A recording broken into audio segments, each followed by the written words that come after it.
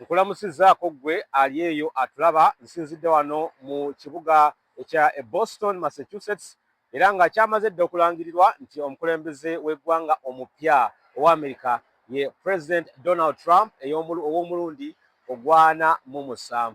Ono nno gye bwakeredde wano mu Amerika yabadde already ng'alaga nti afunye omuwendo ogwetaagisa okulangirirwa nga omukulembeze w'eggwanga era nga yafunye obululu 270 bwe yabadde yeetaaga, kubanga yabadde yeetaaga 207, naye bwe twakeredde ku makya wano nga already ali mu 276, so nga munne ye yabadde akyali mu 224.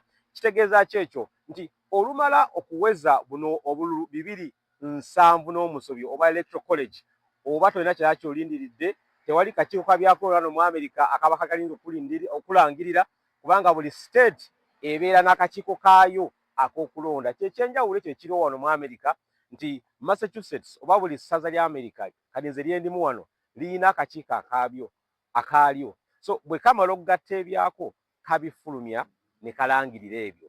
Kati buli state bwekyo bwekola nti ab'amawulire bwe kye bakola bafuna bufunyi results ezivudde mu states ez'enjawulo ne bagatta, era owageze okulaba nga abamu badde basinga okulangirira tewali akakiiko kavudde ne kagamba nti Trump yawangudde, wabula zibadde media houses ez'enjawulo nga ze zirangirira nti tulaba ayina kino ayina kino, era kasita yawezezza obubonero bwadde yeetaaga 207 ne bamuweerawo akalulu ako nti yawangudde. Kino kitegeeza ki eri Abamerika bangi? Wano wendi mu Boston lino ssaza ly'aba Democrats, era abantu abasinga wano bayongobevu nnyo, tewali muntu ajaganya, tewali muntu gwe tugamba nti oyinza omulaba ku street nti akutte bendera nti awaga, kubanga babadde basuubira nti omukyala Kamara Harris yagenda okuwangula akalulu kano, era bwe kyadde kirabise mu kutandika, naye gye byaggweredde nga balaga nti ne swing states zonna zibadde basuubira nti Kamara Harris ayinza okufunamu akalulu,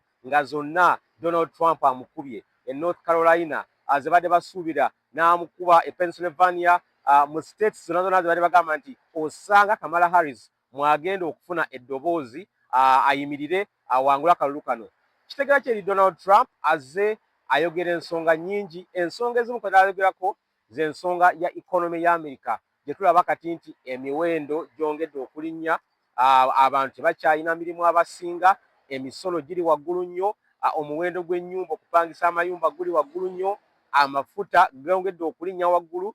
Abadde ayogera nnyo ku nsonga ya immigration ng'agamba agenda kuggalawo border okulaba nga alemesa abantu naddala abava ku southern border okuyingira mu Amerika, awamu n'okudipootinga abantu be yagambye nti abasukka mu bukadde 10 bagenda okufulumya mu Amerika, newankubadde bagamba kino butasoboka, kubanga agamba agenda kukozesa amagye aga buli kika, agenda kukozesa poliisi okulaba nga afulumya abantu abali wano illegally, naye ng'ekyo kyetaaga amateeka mangi agagenda okubeerawo. Mu bintu ebirala ebadde birowoozebwa nti Kamala Harris byayinza okusinziirako okuwangula akalulu kano, mwabaddemu ensonga eya abortion.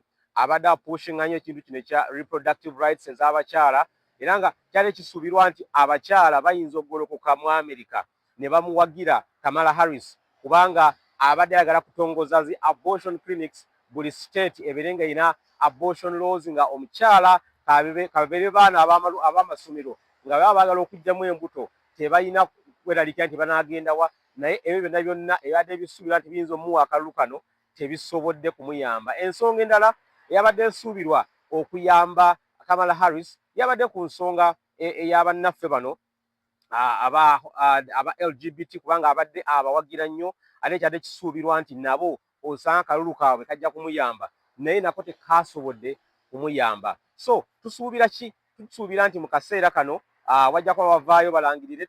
Kamala Harris ye ng'omuntu anaba kuvaayo kwogera ku Donald Trump. Donald Trump yavuddeyo n'ayogera ekiro ne yeebaza abalonzi be, ne yeebaza eggwanga, era n'asuubiza okukolera awamu n'abo ababadde bamuwakanya abamu osanga.